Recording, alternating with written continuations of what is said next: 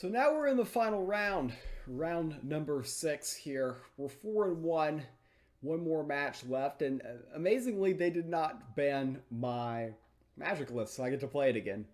So, again, the commentary wasn't really up to par, so you're getting me re-commentating over this game. We've got our card draw magic. They're playing a aggro Viking war list, so they want to come out here with as much speed as possible. And for me, I'm actually acting as the control deck here. If I can get to the late game, then good things should end up happening for me. I should be able to outvalue them. My deck is called Card Draw Magic, so in theory I should be drawing cards at some point and getting some value at some point in this match. Opponent pipping out the Thunder Caller, which is very loud and thunderous, and leaves me with no other choice but to play my Street Conjurer and the Tracking Bolt to remove that. Can't let that Thunder Caller live, because that thing snowballs, and we can go ahead and remove it, get value out of the Street Conjurer, also acts as another body on the board to potentially contest that turn 1 Axe Woman. They use their Pip going first on 2 for a 3-drop. It's actually kind of an awkward time for a lot of decks curves to use it. And can our opponent come up with something useful? We have the Fire Acknowledge, which you can actually use to get back to Tracking Bolt in kind of odd scenarios. Something to keep in mind. They go ahead and play another Thundercaller, which is impressive. So they have another one. The Frenetic Bibliomaniac's a tough one because it's a guaranteed quality play next turn. But I'm probably want to play the Blade of the Y-Plane. So it's kind of iffy, but this turn we know that we can play the Worm Breath, and we can flat out just remove his minion. I like playing defense here. I agree with this line.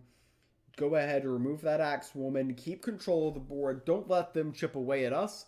We've got value coming with Blade of the Night Plane. The Frenetic Bibliomaniac's going to be 2 1/1s coming onto the board and 2 cards drawn. A lot of value in that as well.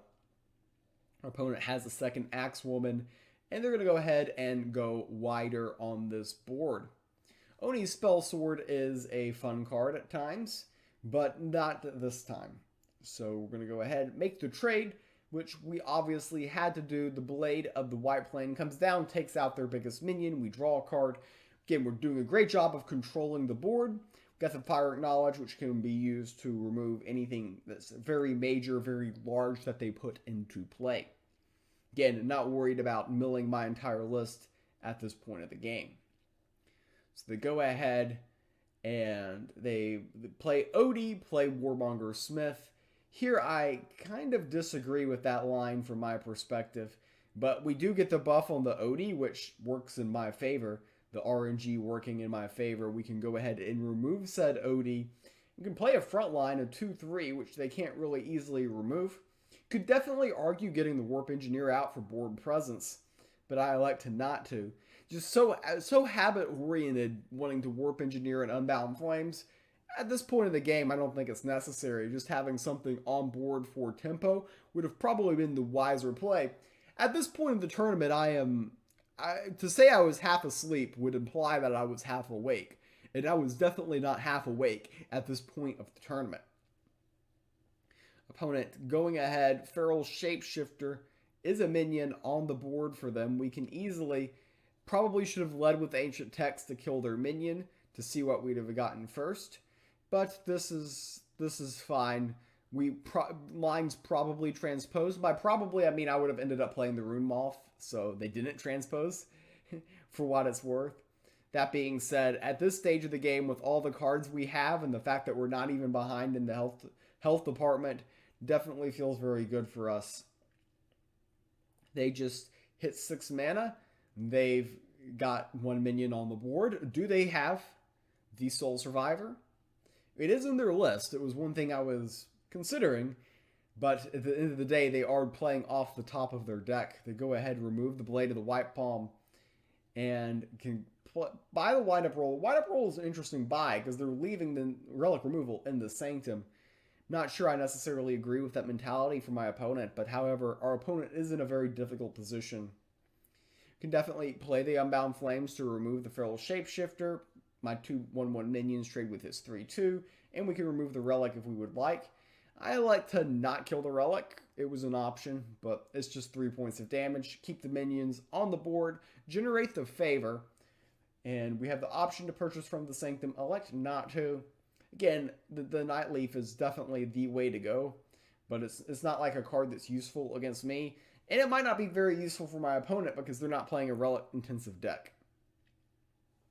So they go ahead, trying to chip away as much damage as possible. They know that the relic removal is in the Sanctum, so they figured that, hey, we need to do something. Here is when I start to get out my Abacus. And the reason why I'm getting out my Abacus is I'm trying to calculate, do I have lethal in 2 turns? And I end up playing the Rune Moth and the Oni Spellsword, not finding the lethal in 2 turns. We could have gone face, used the GP, played the Worm Breath, which would have put our opponent down to 11. Double Pyrrhic Knowledge could have gotten our opponent down to 1, so there was not lethal. Well, I mean, we could have top-decked lethal, but there wasn't the guaranteed lethal there. We are still asking the questions to our opponent. Our opponent wants to go face, but they also want to kill that Oni, which is a kind of a conundrum here. They go ahead, they optimistically play the Sneaky Bruiser here, asking the question to FakeMews, do you have the lethal? And this isn't even close. Spoiler alert, we definitely have lethal on this turn. The Worm Breath, the Pyrrhic Knowledge, and there's just nothing. All the boosted Oni-ness that we are getting from the situation, and we will go ahead and take game number 1 of the final round. Here we go. Card Draw Magic ends up 2-0 during this tournament. So after notching a win in game number 1, we go into game number 2. They banned our Deception, so we play Nature right now because we won with Magic. They are sticking with the War deck that they lost game number 1 with. I actually like this matchup a lot for this Nature deck. It tends to fight for the board very, very well. And if we can get ahead and gain initiative, then that's going to be good things. But our opening hand is very questionable. No Underbrush Boars, and kind of awkward mana curve-wise if they have an answer to the Black Jaguar. But indeed, they have a passive turn 1, which is going to give me the option of playing Finian Fruitbearer, which does ask a lot of questions to our opponent. The early game Enduring Shield can be quite annoying. However, it did give us the opportunity to get Finian with the extra fruit coming out there. It's kind of hard for our opponent here.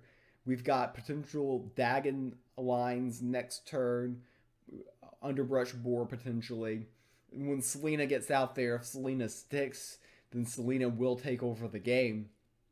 Very tough for aggro to come back from a Selena that they can't just instantly deal with. Here they get the Tavern Brawler in play, have the opportunity to remove the Finian, and they should be just attacking into the Apple Boy when they have the opportunity, but they're going to go ahead and be able to remove the Black Jaguar. Kind of a key turn from our opponent's perspective.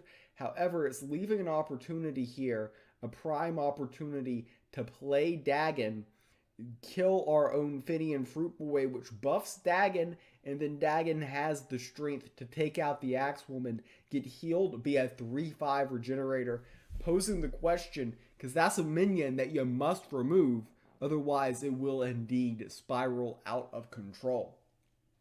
Difficult question for our opponent to ask. They have to kill Dagon. There's not an if, and, or but about the situation. They must remove Dagon or the game is indeed going to be pretty much over here. So our opponent going to the rope, realizing the situation, they have a Thunder Caller and they go face to trigger the Frenzied. They know that, well, we've got a very big Thunder Caller that does pose some questions, but ultimately it doesn't really get them out of the spot completely. Though they will be able to trade the Thunder Caller for the Dagon since I don't have another play here. We do get the injured Sprout, from the Dahlia. Dahlia being kind of an underrated card, kind of forgotten about, but can be a very high value generation card. 4 mana, you get a 3/5, and immediately we get an injured Sprout, and this can definitely spiral out of control if my opponent is not careful. They have to remove the Dagon, no surprise there, but you really want to answer the injured Sprout here if you're my opponent. Otherwise, it sprouts another injured Sprout, and it's kind of a snowball effect that can be very dangerous and potentially take over the game. They have a way to remove it, and it's tricky because that minion is now hidden, difficult to deal with. We do top deck the Lightning Strike, which is a line here, and we go ahead and just play said line.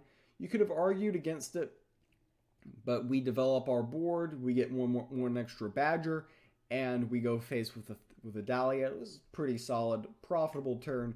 Just didn't feel like a safe opportunity to play Selena, because if they were able to get through Dahlia, then the Feral Shapeshifter would have eaten through Selena very, very easily.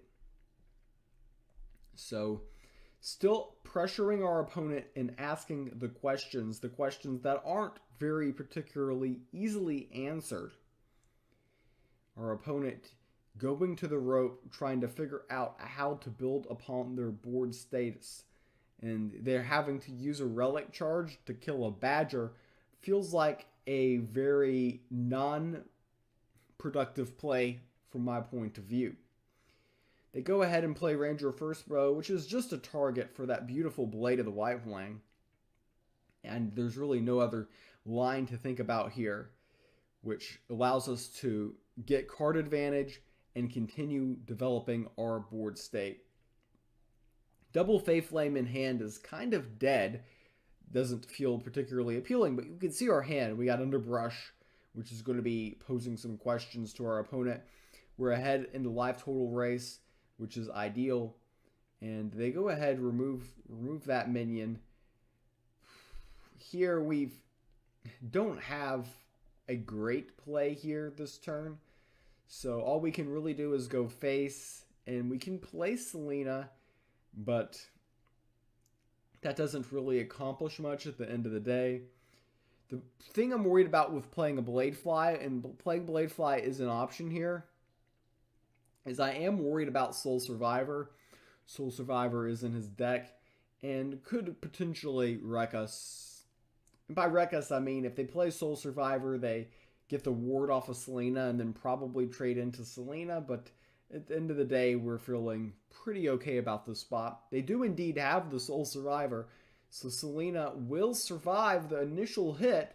Now they have the option of going face or ignoring Selena. They could go either way. They elect to ignore Selena, which is an interesting decision, and we hope to make them pay. The Underbrush plus the Selena will take out the Feral Shapeshifter, and then we'll have the wide board with the Bladeflies on the board, asking plenty of questions to our opponent. Because they are at 10, and we are threatening 8 points that they can see, and potentially a Wildfire could represent lethal. Our opponent needing to answer for the situation that we're putting on the board. They have a Blade of Sticks, which can eat one Bladefly, but ultimately that doesn't add up to much at all. Doesn't really accomplish much at all for them. They are going to purchase the Shield Maiden. The Shield Maiden will buy them a tad bit of time here. And they basically went all in. They played everything they had. And unfortunately for them, the Rune of Strength pops up in the Sanctum, which is indeed going to be a useful card. We have the option to think this turn. A lot of things to think about here. And we're going to go ahead, elect to play the Faithflame Blade. The Faithflame Blade, get the Rune of Strength. We can actually full clear guaranteed here by playing the Rune of Strength onto the Underbrush board, or we can just do what we're doing here. Either line works out pretty fine here. And Selena can go ahead and take out that minion, and we can just see where the Bladefly ends up going. The Bladefly ends up hitting the minion, but we've got a good enough board state here. Not worried about Carnage Sweeps. Again, not in their deck list. Open deck list format, so we know what to be concerned about, and we know that they had no cards in hand. Don't have to worry about Soul Survivor if they have no minions on board. And this board stat is going to be a little bit too much for our opponent to deal with. We will go on to win this game. There is lethal on the board. Will I spot the lethal? Hint, I do. This win puts us all the way into 9th place and then down to 10th place after an adjustment. They changed the result of one game, which changed the standings. Of course, if you've watched my drama video, you know all about that. We finished with a 5-1 record, missing our goal of the top 8, but you can't always hit your goal.